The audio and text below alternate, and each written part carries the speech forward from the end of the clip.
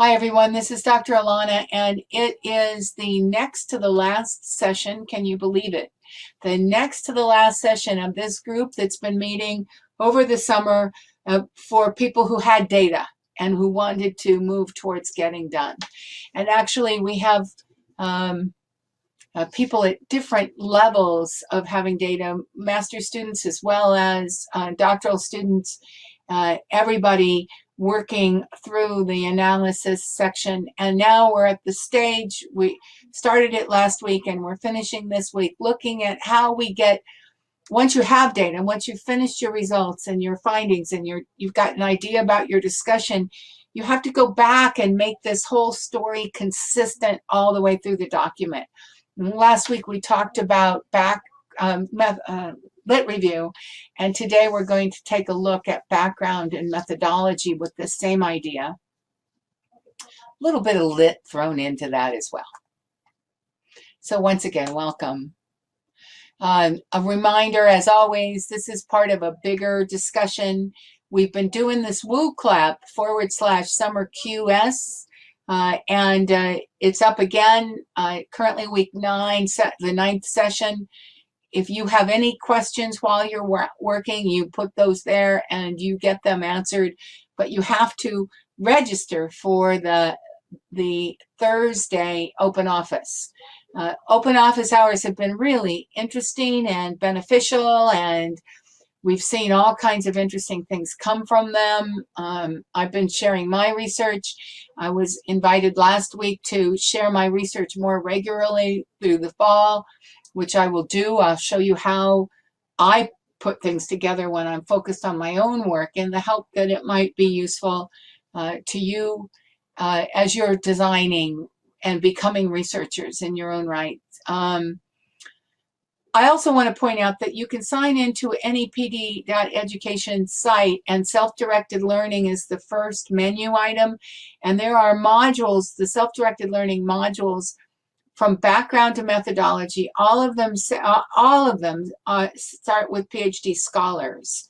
And that's a comparative study. And then within that comparative study, we have lots of resources, articles and videos and checklists, and even places you can test yourself, and forums you can have conversation in. So go there, start, but you have to kind of sign in. You have to tell the system that you're there and working it. So always when you go into a self-directed learning module, you have to start the module and then have at it. And the system will follow you, and I'll know that somebody's working it, and I'll watch for forums, etc. Open office hours tomorrow and Thursday, and you register at that link. I don't probably say this enough. Dissertations are art forms. They are not, your university might give it to you like, here's what you have to do, but it is an art form. And so looking at the broader, we need to have expanded awareness. Just in life, we need to have expanded awareness, but especially when you're in the kind of uncertain times of trying to get something done, and the world around us is changing a little, and all of that. So the expanded awareness here is that art form, it's an art form, and as an art form, you can chart your own ship and you can justify it. So I'll say things, it's just an opinion. Your review committee will say things. You'll be able to go back to them with why you made a different choice. You'll be able to defend your ideas and move forward. And it's just the process that we're in. It's a beautiful process, and it will be the same process as long as you are an academic. So everybody gets reviewed. Everybody gets to look at those reviews and decide what they're going to do with them. And sometimes reviews hurt a little bit, and we just have to get over it and say thank you. They had their best intention of mind, no matter how they put it, that seemed a little crass. We'll talk more about that next week. So we'll talk more about then what is it you need to finish. And if you would write in the chat,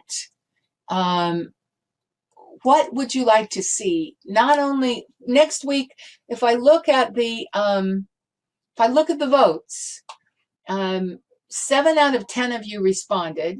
So if you haven't responded yet, you still have time. And so far, the big one is discussion of, and then anything goes, which kind of goes along with the one big woo clap. I could come in and say, okay, what do you want to talk about?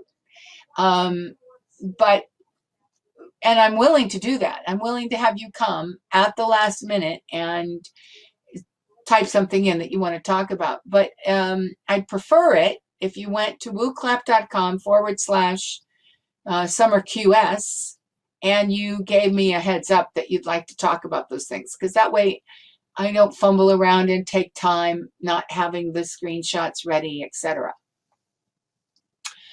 So those two got the most votes, and more are coming in for that. So I think that's probably the way we're going to go. Because of that, and those of you who wanted a review of your work, tell me when you're going to send it, and I will use it as data for an open office hour. So you can send it tonight for tomorrow. You can send it tomorrow for Thursday, and you can send it then by Monday night next week or by Tuesday night next week. But please let me know when to expect things so I can plan, okay, I have open office hours that day, and I know somebody's going to send me something that I can review. I think it's useful for these quick reviews. They don't take, I'm not giving you more than 10 or 15 minutes of ideas, but I can definitely see the weaknesses you're facing right now. I can give you, and you'll see examples of me doing just that today. And it's good. If you're willing to have your work used anonymously as data, everybody learns. For the ones, so we're going to get, woo claps are going to guide the conversation. People who want the review of the work are going to come to open office hours. And I will have, I may have chance to quickly talk about the highlights of committees and proposal hearings and final defenses. But I also have some site URLs for the site that I can pass you on to that will be good. And welcome to the people who have just joined us. I would like you also to put your vote up in the poll about what you want to have going forward. But unless it changes the percentages greatly right now, we're going to go for the wooclap.com next week. That's on you then to tell me what you want to talk about, because if I come and there's nothing to talk about, it's sort of this awkward space and not a great use of any of our time. What are we doing today? We're looking at, I'm a person with data. I've got my results down. I'm pretty well confident of what I'm going to be talking about in my discussion section. I've looked at my lit. I've honed my lit to really go down to the things I'm going to discuss.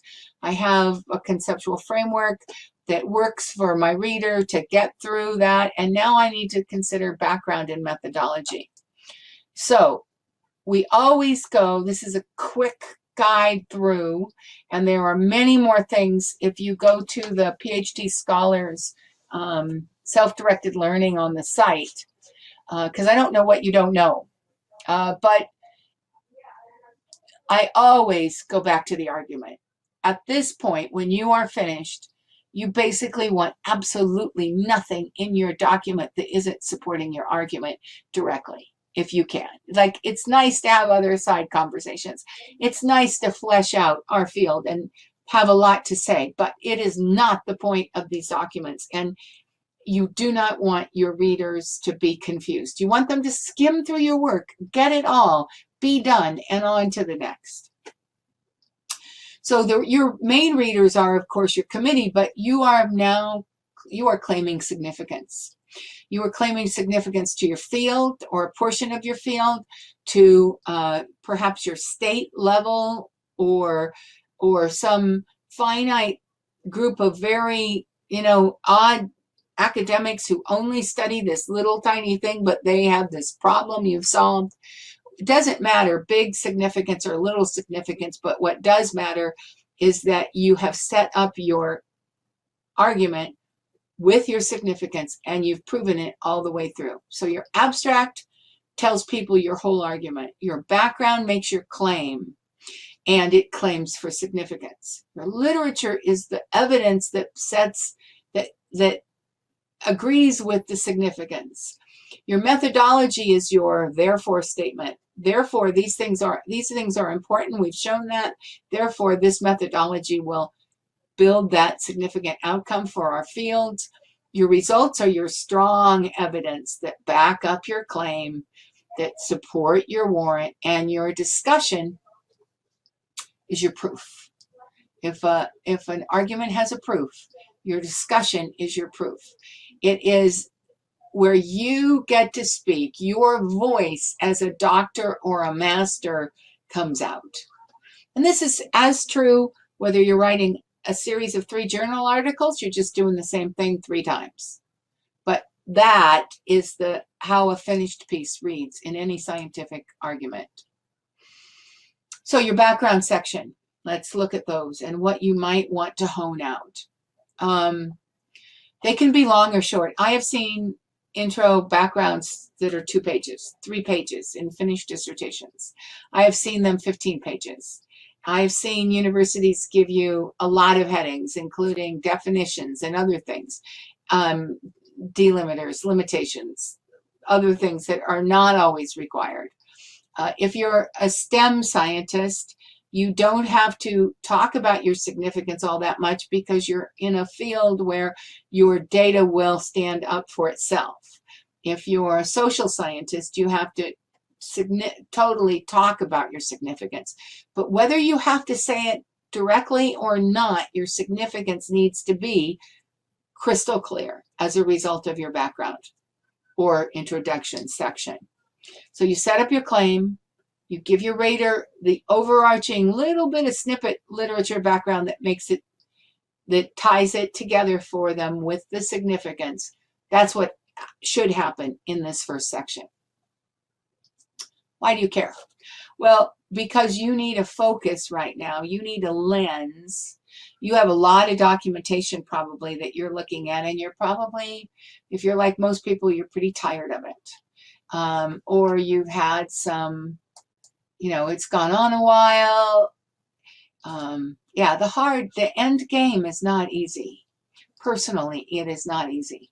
And so I tell you these things to give you slides so that when you're sitting down to revise, you can pull up the slide and you can say, right, claim and enticing and exciting. All right, I can read through, I can look at my set, and I can say, do I make a strong claim? Have I enticed them? What do I think? It gives you a focus. And then it also can give you a standard. And what I mean by that, if you are claiming significance to your field, then, especially to a lot of people in your field, not just a small group of specialists, and even if you're claiming to a small group of specialists, actually, when you're claiming to the field, you have a standard to live up to of excellence to the field. You really should be reading and shooting from the work of other authors who have been significant to your field. How do they use language? How do they put their ideas together? You need to critically analyze that and absorb that in your own style lens. If you're claiming to the field, you have to write for the field. If you're claiming for there's no judgment here. It's just a matter of what you're going for. If you're claiming for the field, play to that. And for some of you, that will be I'm going to play to that. It's like going to the big leagues. And so you're going to show up more, you're going to work harder, whatever. To some of you, that's going to be, oh, please, I don't even want to take that on. So claim a smaller significance and use a voice that's a more personal voice, and add to all of our fields by being an exemplar of that. Our wide world of academics, we want to be good at what we are good at, and we want to know what we are good at and shoot at that level. This is what the background gives us. Okay. The background and the whole way it goes together adds up to our literature. And at this point, I'm going to screen share because one of you sent in a logic of design tool that I want to, let me just get it open here so you can see it on the screen before I screen share because it always makes it bigger. And I want to take you through it it's good for two reasons. This particular tool is very useful for honing exactly what your methodological choices require of you in your lit review. Doesn't mean it's the only lit you're going to have. Perhaps you have a conceptual framework. It doesn't completely show up in your methodological choices, although you might want to question what parts don't show up and why. And so you've given us something in the lit. You have given us some funnel or some Venn diagram in the lit. And now you want to look at, is this the right thing? So it's not a bad tool to go back to even at the end. And it certainly is a great tool to go to regularly if you're planning your research, because every time you change any part of this, you're going to change something else. And it helps pull that coherence together.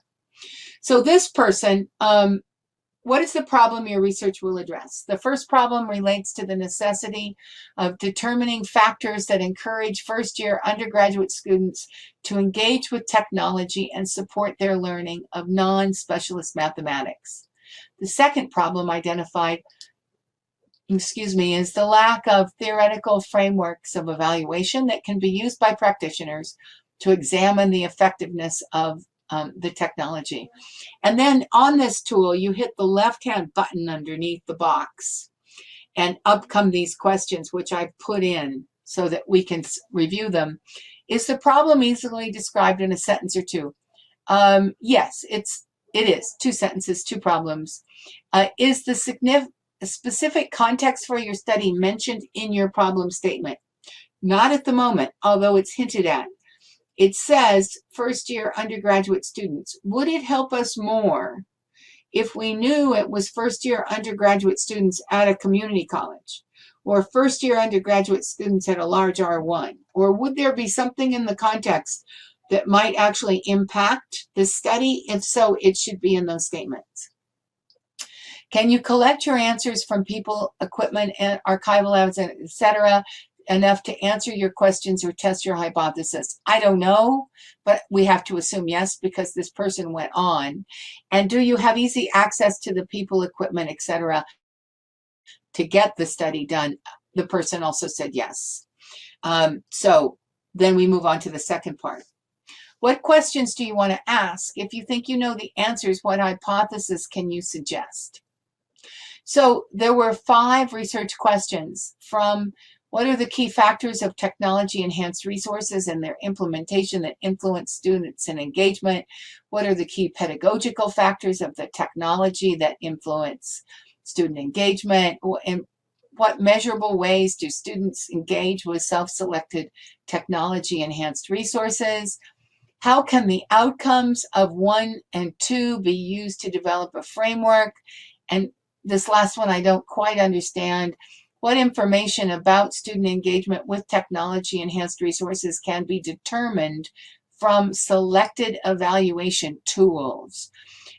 There was nothing in this first problem that said anything about tools. So having tools show up separate from the problem statement is a confusion. You want to use this tool to look for anything that's in one box that's not in another box, because you want them to be concretely together. But let's assume that that's a misunderstanding of my part as reading. I think perhaps in answer to the second part, do you know the answers? Is there a hypothesis you can suggest? There's a lot more that this person put in. I didn't find anything in that second section increase the knowingness of this design. I think so. I'm just not looking at it. for this exercise.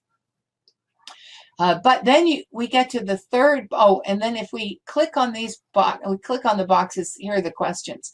Is there a clear relationship between the problem statement and your questions and hypothesis? There was a clear relationship between the questions and all but that last question and the problem statement. So we could say yes. That last question, as I mentioned, hangs out without being clear. Do they address the problem from the same angle? Yes, you're talking about the fact there's a problem that we don't know about undergraduates and how they are with technology, and the questions are, what about these parts of technology and undergraduates? And we say there's no theoretical framework, and we're asking how the answers from the students can help us build a theoretical framework. By the way, when I see something hooked on theoretical framework, this piece of paper does not tell me whether or not this is a grounded study, but frequently when you're going to build a framework, grounded theory is useful to you. Okay, so do your questions answer the heart of the problem? I think the heart of this problem is building that framework. Because there's something that comes up later that makes me, that there's a sequential element that has not shown up yet that shows up in the next question that makes me think that framework is key. And so if that's the case, then drilling the first questions into that theoretical framework makes a lot of sense. Are you confident the data you collect will adequately and credibly answer the questions and, in this case, allow you to build the framework? They make sense to me. I can see it working. And then, so I would answer yes, and then I'd go on to the next. How will you ask your questions and to whom? And how will you answer how will you analyze your answers? Obviously, a pragmatic approach, a problem needs to be solved. That's interesting because pragmatic is a theory as well. So there's several little theories running through this that aren't clearly defined yet, putting it together, mainly asking students using surveys, focus group interviews, and a lab experiment. This person should just hone that to more specificity. Asking this many students surveys, getting survey data from this many students, 2 times this many students for group interviews, and a lab experiment. Let's be a little bit more with a higher level of specificity about what the lab experiment amounts to. Consultation with lecturers on their use of the framework. This is what told me later that this was a sequential study. So this person is planning on doing work with students, building a framework. And my question to them is, do you absolutely need to go further than that? Or can you top it there and then leave the consultation with lecturers on the use of their framework to later? Or is there something in this study that isn't in these questions that makes that not possible? Because if you can cap it without having to go back to lectures on the use of the framework, etc., you will get done faster. As soon as you have a sequential study, you have oftentimes upped the amount of data collection and analysis by 2 or 3 times. It's not as simple as, oh, I'm going to do one more thing. When it comes to analyzing and putting a discussion together on a sequential business, it's a lot of work. So if you can get away with not doing that work now, and then doing that work after you're a doctor, go for it, just to get you out. Mixed method study involves gathering both qualitative and quantitative data. Most studies these days actually are. Quantitative use of statistical methods and frequencies, and identifying some people, in qualitative inductive analysis following the approach of Thomas, and a case study for a lab experiment. So maybe the lab experiment part is part of it, and it just wasn't as clear in the beginning. So the questions that go with that one are, will the data that you collect here, and under the circumstances in this that's outlined here, answer the questions that you have. So will this all hold together? And I think this one holds together except for the questions that I brought up. So the point of this, that's the first portion of using this tool, is do you have something and does it all hold together? Another equal point is in one quick place, we're able to see the topics you should think about having in your lit review. So, and they are the ones I've outlined in yellow. Factors that encourage first-year undergraduate students. Factors and first-year undergraduate students. Engagement with technology. Maybe something on non-specialist mathematics, because that's the topic that this is on. So why study that? Theoretical frameworks of evaluation, and perhaps practitioner research. Looking down, key factors of technology, we've seen again, implementation of technology. That's the only time implementation comes up. So do you have lit on implementation and when it works and doesn't work? And if you don't have lit on it, and it's only a sideline that kind of snuck into your questions, just don't have it sneak into your questions. So these are choice points. If they are written in here and you're just going through and you're highlighting the topical questions that come up and you don't have lit on it and you hadn't actually planned on it, like, do you have lit on pragmatism?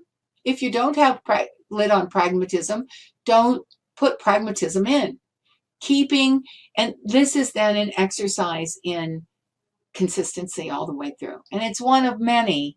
But there is no single thing that allows you to get out of a final defense easily than having just absolutely point-by-point consistency. Okay, so that's that. I will move back to the slides, but I wanted to answer the student who very kindly sent their work in as data, and I also wanted you to see the value of this tool. And there is the link to it on any PD education site /logic design tool. It's also left-hand column, most of the way down. All the self-assessments are there. Logic of design is at the bottom. Okay, now we are talking really about background and methodology. And so the methodology shows up in the logic of design tool. And I just want to say that methodology really should be written like almost it's a formula. Write it like it's boring. You have probably put a lot of thought into it, but methodology is the driest part of what we do, and it follows a certain logic. So you have questions that you have a problem, and the problem elicited these questions. So you have questions. Then you have methods that you're going to try to answer those questions. That means that you have got some kind of data that you collected, and your data was analyzed in a certain way. So we need to know what kind of data, how your data were collected and how it was analyzed. We need to know the quantity of data you actually got. We also want to know if you ran into some challenges with your research that impacted the outcomes. And we want, if you are doing human subjects research, we need to know about how you protected your subjects ethically. So it's a step-by-step. And if your university doesn't give you something that you have to write to point by point, just find the most easy, most direct, step-by-step model you can and just import that as the way that you're going to write this out. The thing that readers want to see. Why do I look carefully at a methodology section? Well, I'm looking for rigor. I'm looking for how much you did. And for instance, if you have a study and you, what's your population and sample size if you're doing human subjects? And is this going to give you credible, is there any power in your statistics? Is your population big or your sample size big enough to give you power? Did you do that? Have you discussed power? I'm looking for that. I'm looking for the nuts and bolts of the credibility of your research design and what actually happened. It might be that your design had a lot of power in it, but when you really got right down to it, you weren't able to collect those data. And so you have a limitation due to power, and you just have to declare it. I'm not saying these are things I look for, good and bad. I'm just looking for completeness. The final defense and viva committee want to learn the specifics of what actually happened. So it's not unusual to have timetables. This is what I thought I was doing, and this is how it actually turned out. This is the numbers I thought I was going to have, and I ran into data problems, short and sweet. If you can do it in a table, do it in a table, and definitely include what went wrong. Because raise your hand if you're in this room and you have data and you had a few wobbles. You had things that went a little wrong, and you raise your hand by being in the chat box. There's a little hand at the bottom of your chat box. Have any of you had some challenges in your data? If you haven't, congratulations. If you have, it's frequent. Renee has. I'm surprised I don't see lots of hands go up. It could be that some of you haven't quite gotten there yet. Just know if challenges happen, they happen. Yeah, a couple. If challenges happen, they happen. If you're still trying to chase that data you thought you could have by now, that happens too. Oh, look, more hands are going up. It's normal. It's normal. And even if you have, I'll say this again, even if you have your entire methodology completely go south on you, you will still be able to get your degree because you just write it up. And in fact, some of the best science has been figuring out what went wrong. And we learn from that and we move on. That's just science. So I'm going to just quickly talk about, I've given you the links here. The slides are in the handouts. And quickly talk you through a couple of different kinds of studies just to show you if I was analyzing them where I would see the stuff. Your table of contents really can help your reader a lot. So you want to make sure it's a good one, and you want them to be able to pick things up. So this is a soil science piece. It actually is a series of 3 experiments that are then put together, capstones. Chapter 1 is the introduction to it all as a thesis, so it outlines the 3 different studies, and those are the problems. So the ecosystem resilience, resistance and resilience in the context of restoring soil is the overarching problem. There were 3 levels of influence studied. I call those the enticement, like, oh, we get to learn more about this and this, so it's very interesting. The influence and the elevation of hydrology on the physiology of plants and how it resulted is actually the significance of the whole piece. They're making a case, pretty significant case to soil science, and as is the post-restoration age and soil shear strength. And then putting the research and hypotheses and questions that drove the rest of the 3 studies at the bottom helped the reader kind of read on. It's the what next piece. So as you look at your own chapters, you're looking for those things. Where do you put the problem? Where do you entice your reader to look at more? Where is the significance clear to them? And what are the pieces that help get your reader past this into the rest of your work? You want your reader to want to read you. In this case, methodology was short and sweet and in each section. So there were 3 chapters that were 3 different studies, and each one of them has a method section, and it's experimental design, data collection, and statistical analysis, 4 or 5 pages in each. And then I'm pointing out again what I said, that if any section in what you're doing now, because I'm also kind of preparing you for how you can use the PD education site after this group, go to the directed learning modules. And I just want to say, we will flush most data on August 12th or 13th. There'll be 2 weeks at the end of August that many of you will lose your access to PD education. And that's because it's the end of a term for your university, and we have to flush all the users from the previous year out for privacy and security reasons, and you get to come back when you've re-enrolled at your university and they give us the new list for fall. Just so you're not, we'll tell you about that in the August newsletter as well. Okay, so let's look at what happens when we look at student work here. And this is things I'm very thankful for people who send things in as data. And I'm going to show the education piece first. So let me bring it up and then move to screen share. So this is an education piece, and it's on factors that enhance long-term tenure as identified by Hispanic superintendents in South Texas border school districts. And I just want to make a comment that the document here is extremely well written. It's easy to read.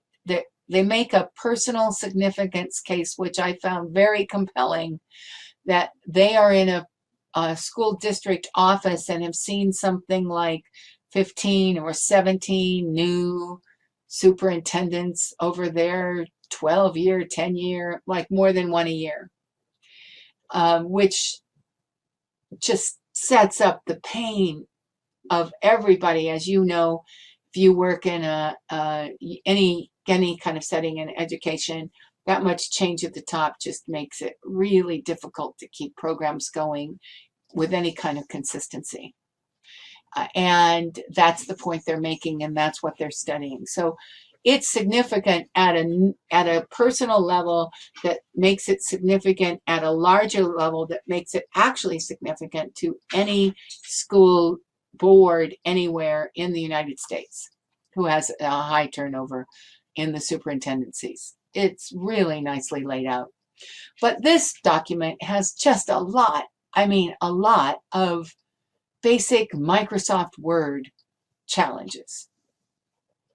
So what you're seeing is the navigation pane on the left, and what I did prior, I wonder if I can go back without, I don't know if I've saved it, that this table of contents did not have so many breaks in it. When I first came in, it looked, when I first saw it, so I used it in another class and made some basic changes.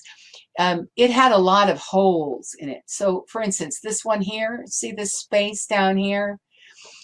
So if you have a navigation pane that sort of has holes in it, you have to click on the hole to get rid of it. And that hole will always be a paragraph, a hard return that shouldn't be there. So what do you do to solve that? You, in your home tab, this dark box in the paragraph mark, upper row, right side, is a paragraph, and you always have it on. And you never put in a hard return to do something that you can do any other way. So if you have something hanging out at the end and you want it to go on to the next, you put in a Control Enter, and it will give you a page break. That's one way of doing it. You can also have widows and orphans turned on so that you don't have 2 lines showing at the bottom of a page. So that's how you get rid of, if you have holes. See, there's lots of holes here. This person has used their computer more like it's a typewriter. So don't do that. And because, why does it matter? Well, it matters because what your navigation pane is what your table of contents looks like. So if I click on all of this and I tell the table of contents to, I go to, always forget where it is. It's under references, table of contents, update table, update the entire table. And what happened the first time I did it is these paragraphs showed up. They weren't in what was originally the table of contents. So where do they come from? Well, they come from, if we go to emergence, click on here, we go to emergence. Now I'm going to go to the home tab, and I'm going to show you that the emergence is, that line, emergence of the superintendent, is a first level heading, a first level subheading. Okay, so we click on that and it's a first level subheading. That's correct. But if I click here, anywhere in this, and I go, it'll, oh, it won't be there because I straightened that one up. It'll be, oh no, it should probably still be a first level subheading. The reason this is in the table of contents is that it is also that. So I think that's the one I changed last. So nothing that is written should be a heading level. It should all be a normal level. So let's go here. This American Association, this is a paragraph. See it? It's set as a first level heading. I'm going to change it to normal. Oh, and then it ran into trouble because normal, for whatever reason, had a bold. So we'll get rid of that. And then we'll make this, I think this one might be the same thing. It's normal. We're good. Let's just go through all the stuff up to the next one and make sure they're all normal. Nope, that one's not. Okay, so let's get it there. Oops. No, dear. That's what happens when you try to do things too fast. Okay, I made that whole section normal. I don't know why this turned green, but I will turn it back to black. Factors, again, influencing super tenure. That's normal. We're good. This one is normal. We're good.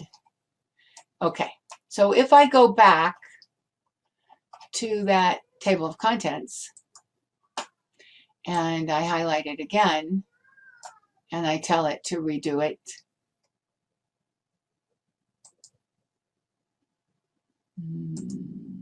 update table, some of those paragraphs will go away. Come on, go away. Update entire table. Well, some did, but not others. So you have to keep doing that. You have to keep finding this transference. You have to make sure it's tenure, back and forth, until you get just your headings. And the next example, I'll show you somebody who had trouble writing, but their headings were good. The writing of this one is really very good. But this person, before they go any further, needs to spend some time also with a couple other things. You do not use, as I said, you don't, so this, if we go to paragraph marks, okay, we have them on. Some of these paragraphs start with dots, like they moved it over like this to get the indent. Indents are up here. You move this top little piece, and then all of your paragraphs should be indented. If you're APA.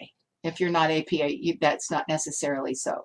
But so once again, you look at your marks, you make sure you don't have extra marks. Like here's, I don't know if you can see it on the screen, there's all these little dots. You get rid of those dots. You move it over, you move this to there. You have the same answer, but, and then this is definitely one that is a first level heading that needs to go away and become normal. Now, also, this is an extremely long paragraph, so you want to watch out for those.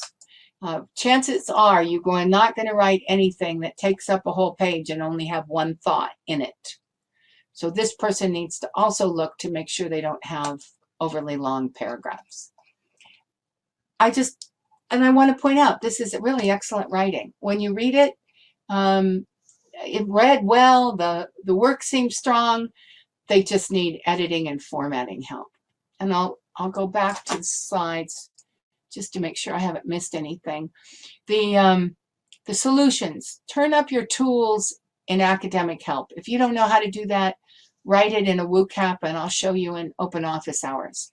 You can also go to PD Education and you can look up MS Word, and there will be lots of short videos showing you how to set up Microsoft Word so it does the right thing. No hard returns for formatting, no spaces for formatting.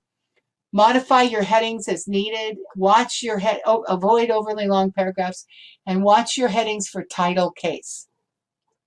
See, this says Chapter 3 methodology. It's all capped, but it comes up in the and it worked.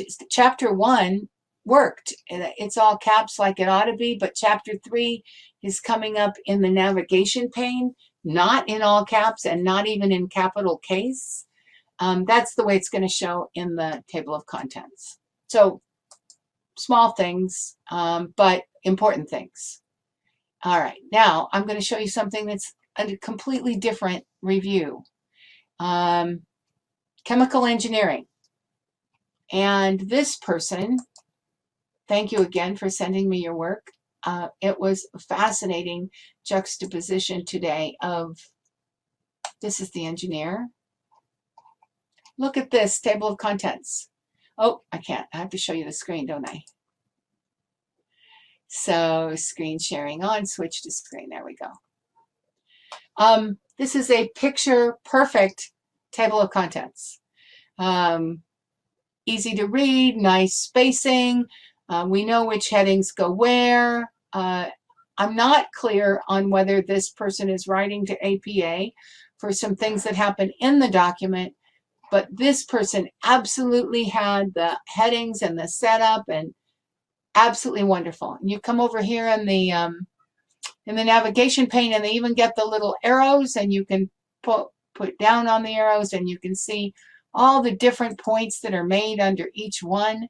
This is a document that is very close to being publishable. Why do we make a big thing about formatting? Because when you get it published, your reader needs to have it transfer to whatever that electronic format is easily. And so you have to do this well in order to get that other thing done well. So you might as well learn how to do it and do it as you go along. This person, however, had some challenges in other ways. Small things, grammar. I suspect that perhaps English is not a first language because some of the challenges were very small. Let's see if I can find an example I marked in yellow. Just using of instead of is, just little things that would probably a native English speaker would have picked up, or they have not gone and had it read out loud. So the table of contents. The other thing is to have Word read you your document when you do your final. APA, I didn't know, but in case you have APA, I found you some great references from Royal Roads University in Canada. They've really done a good, solid checklist on APA 7. Which is easier than APA 6, so I recommend if you have a choice of moving from 6 to 7 that you do so. And the main difference is in multiple citations. So this person, if you have 3 authors, in APA 6 you have to catch it the first time, and then you go to et al. After that, more than 3 authors, up to so many, all the rules. APA 7 made that easier. And you have, you go to et al. At the very beginning. This person did not. So that's just a point. They may not be in APA. They may not be in 7 if they are. But another thing that I would, the only small factor I would recommend for this person, other than just grammatical help, is to watch for title case in the headings. APA, your 3rd level heading isn't title case. Do I have that right? 3rd level is, 4th level isn't? Anyway, there's one of the levels that jumps out of title. And it was unclear in these. See this if you can see where my, oh, you can't because I'm not on the screen. If you can see, I don't know if you can see my cursor. Physical, electrical, chemical characterization is not capitalized. It's a simple fix, but go through your navigation pane and make sure that you've got title case everywhere. These are the things you need to look for as you're getting ready to finish. Final formatting. Okay, so I thought that I would just look to see if any questions had come in on WooClap summer cues, and I had it up, but of course, I had it up and then it disappeared. Let me get it back.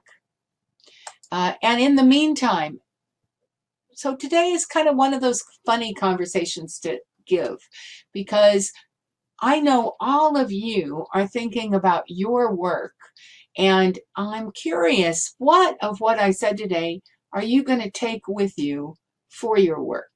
So if you were to look at this conversation about background and lit and methodology and look at what I did when I looked at students' work, what was meaningful to you? What are you going to take for next week? And for those of you who mentioned in the poll, which now 4 of you are saying that you want a review of work, you have to send it to me. You have to send me, if you want your work reviewed in an open office hour, you missed today. Well, if you send it to me tonight, I could use it tomorrow. If you send it to me tomorrow, I could use it on Thursday. And then next week, if you want me to use it, you have to send it to me by Monday to be used on Wednesday, and you have to send it to me on Tuesday to be used by Thursday. And I think I'll use open office hours to do this kind of, and then you want to sign up for the open office hours, or otherwise you won't get the recording. Everybody gets recordings who signed up for the summer series, whether they're coming or not, gets the recording for the series, but not everybody gets recordings for open office hours. I didn't want to just blast people with recordings. So let me sign in and see if we have any as you type out how this might have been useful to you.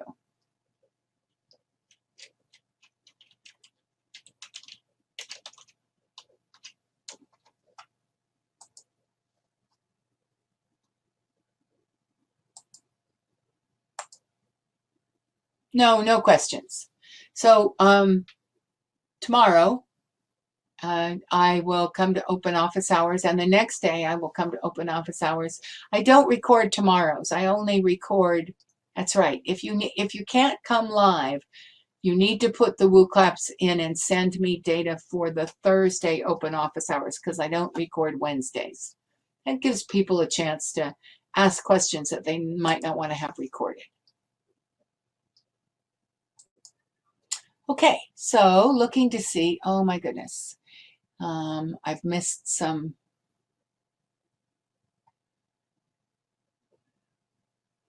So I have, let's see what I'm going through here.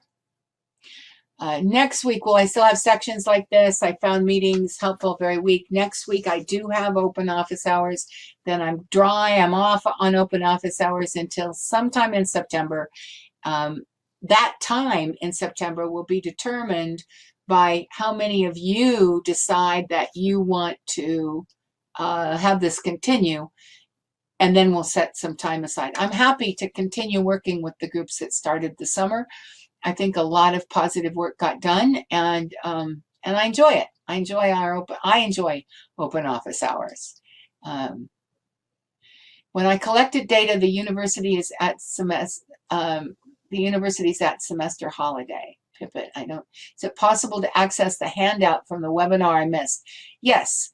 If you need handouts, you write to Siobhan, SIOBHAN @pd.education. There's her, and she will give you the handouts that you need. If the handouts, but before you do, you might look on the PD Education site and put up the name. We're turning them around very quickly, that the recordings are going up on the site And the handouts are going up too, and they're all linked together with links. So you may have them available now, even 2 or 3 weeks later. It's a bit of a process. My study made a first stride in putting my advisor's conceptual formula into empirical use, but there certainly are still loose ends to be tied. And your study will point out the loose ends to be tied. So that's great. Those glitches in the navigation pane can be fixed by entering the outline mode and then changing the levels 1, 2, 3, etc. Yeah, I suppose they can, Adrian. I look at it from so there are many ways to use Microsoft Word. So if that works for you, great. For me, I'm always formatting like I'm putting the document together, and I don't use the outline very much. So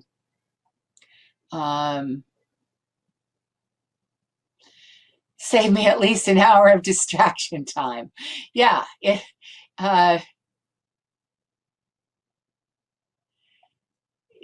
that's what we try to do, is save each other hours of time. So good. Adrian's been very useful for helping lots of people save distraction time. Need to update an entire table. I press tab to indent a new paragraph. That's what I do too. But you have to have the tab set up on the bar for it to work. Tabs aren't always in. They have to be put in. They have to be either normal has to be modified, or you use a ruler. There's many ways. Microsoft Word has many ways of doing everything. A thread from start to finish with no surprises. Haven't gotten any recordings at all. Where do you find them? Okay.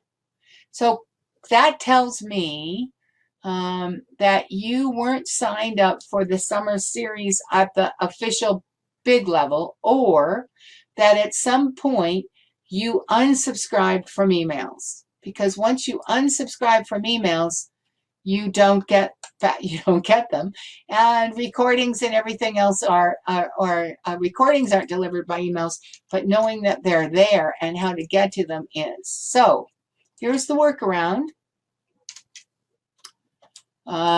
That is the link to the big marker page, and you go to that page. Here, let me move it over. I'll just show you how it works.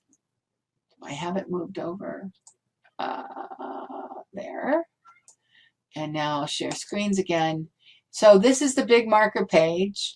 Scroll down to where it says past series to on demand. And then you hit view more. See, only 3 come up at a time. You hit view more. It's a little awkward, but you can find them all. 3 more come up. And then after that, you have to keep hitting this down arrow. You find the ones you want, and you click into them, and the recording is there.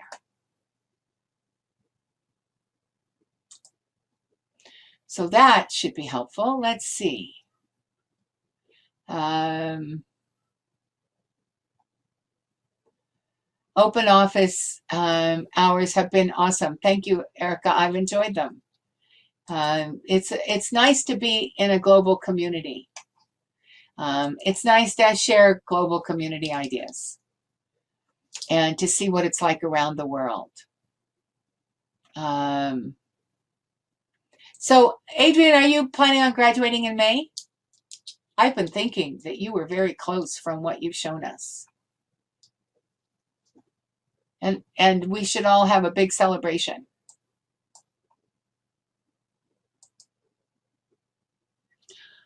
So we've run a little over. We'll wait for Adrian to say if she expects to be graduating. We hope so. And the best to all of you. So maybe a quick conversation. I can run over a few minutes. I don't have something right after. If tell me, do you want this to continue? And in what format? I set up a boot camp, things that absolutely everybody needed. They are all there in recordings. I don't need to do that again. But I can certainly, and I have lots of materials, but I could certainly contain an ongoing woo clap for a group that met once a month, once every 2 weeks, and then everybody who had signed up for the group, we could set up a page. If you wanted to be in that group, you would get the recordings from those sessions. So I'm here seeing some yeses. Right away, I saw some yeses. Yeah, so May is possible. Fingers crossed at some point she lets you out. But she is rigorous. Okay, so then the question, yes, I'm seeing, yes, you like it. Yes, you want it to continue. Once a month, okay? Twice a month? Would you come? This is you committing to coming. And is this time okay? I could continue it at this time.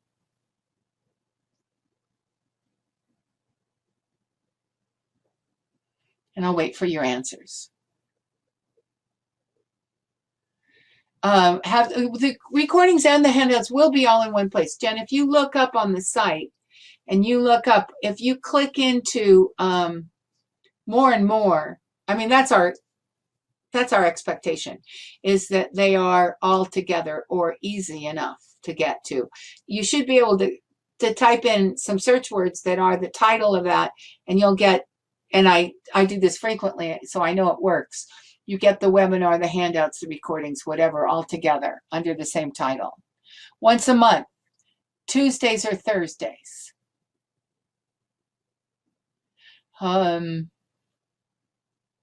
Twice would be great. Twice would be great. Okay, so then it's up to you to keep in touch. I'm going to assume then twice a month. I'm going to put it on the fall calendar for twice a month.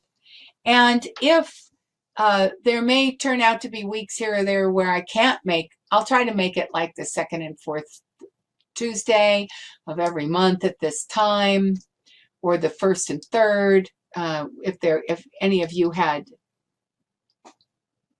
if one worked and I heard right away that one worked and the other didn't, I could easily schedule that. And then if I can't make it, I can have Siobhan open it up. We can figure that out. We've had okay conversations develop when I wasn't around to help them develop. So you guys are getting to know each other better. And your leadership can certainly count on these. Okay, if I have time. I think I have time. We have, as you know, and also more people might want to come along, and then it's very useful to everybody. Well, you're welcome. It's what I love to do. So thank all of you for coming along, because your being here and sharing and taking leadership in your own way is what makes this a worthwhile situation. Okay, with that, I'm going to end the recording. Everybody who gets it, this is the news. We will meet this fall. We will meet twice a month. It will be at the same time. And watch for me to have a page set up that you can sign up for that. So there will be a newsletter that goes out next week. It's looking more like it's going to be Tuesday or Wednesday next week. And when you get that newsletter, there will be click-throughs for you to sign up for stuff. Make sure you do, so you keep informed. Okay, see you all later.